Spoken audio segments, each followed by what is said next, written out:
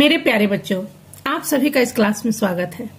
गद्य संकलन के लेखक आज हम जानेंगे जैनेन्द्र कुमार जी के बारे में। ठीक है, तो आइए देखते हैं।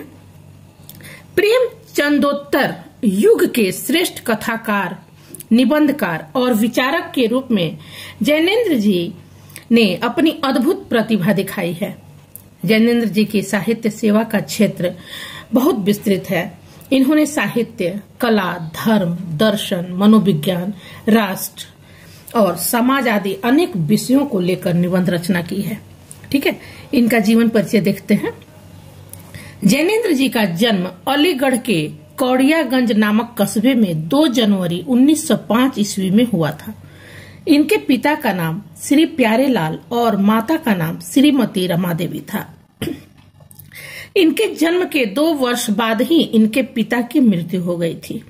इनका पालन पोषण माता और मामा ने किया।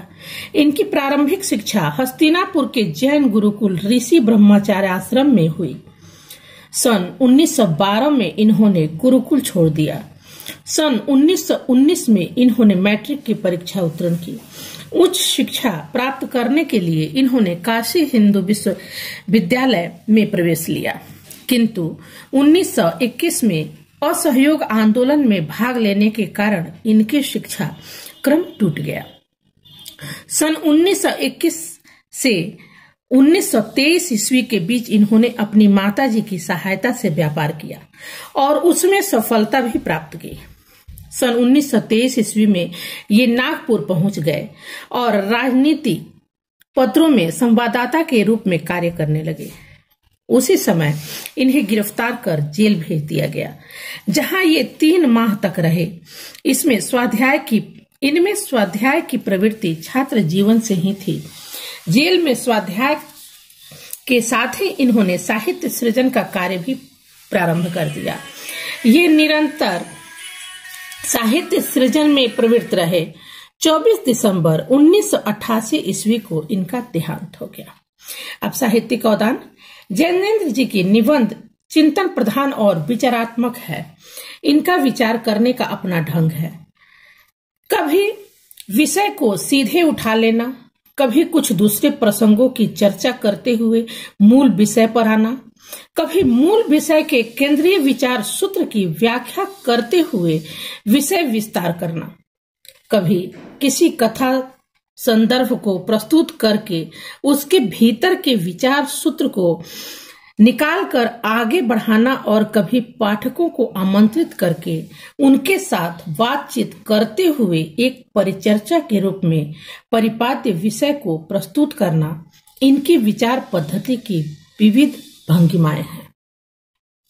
इनके निबंधों में दर्शन, मनोविज्ञान और अध्यात्म के शब्दों का प्रयोग हुआ है। विचार की निजी शैली के कारण ही इनके निबंधों में व्यक्ति निष्ठा आ गई है। इनकी पहली कहानी खेल 1928 ईस्वी में विशाल भारत में प्रकाशित हुई थी। इन्होंने कहानी, उपन्यास, निबंध, संस्मरण आदि अनेक गद्य विधाओं को समृद्ध किया है। इनकी कृतियां हम देख लेंगे।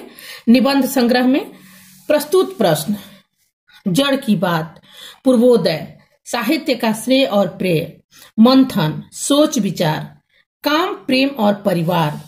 आगे देखते हैं। उपन्यास है इनका परख, सुनीता, त्यागपत्र, कल्याणी, विवर्त, सुखदा, व्यतीत, जयवर्धन, मुक्तिबोध।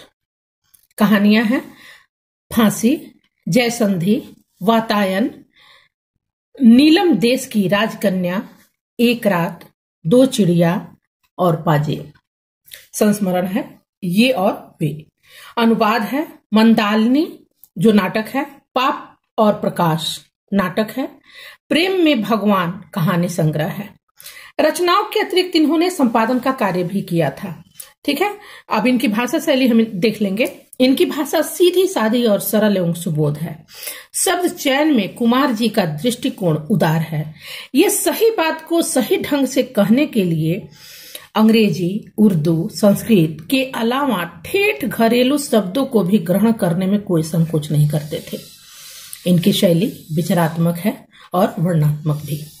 साहित्य में स्थान उपन्यासकार, कहानीकार, निबंधकार के रूप में हिंदी साहित्य में इनका विशिष्ट स्थान है। तो ये तो रहे जैनेंद्र कुमार जी। और अब आगे हम कल किसी और का जीवन परिचय लेकर के आएंगे। तब तक के लिए गुड बाय।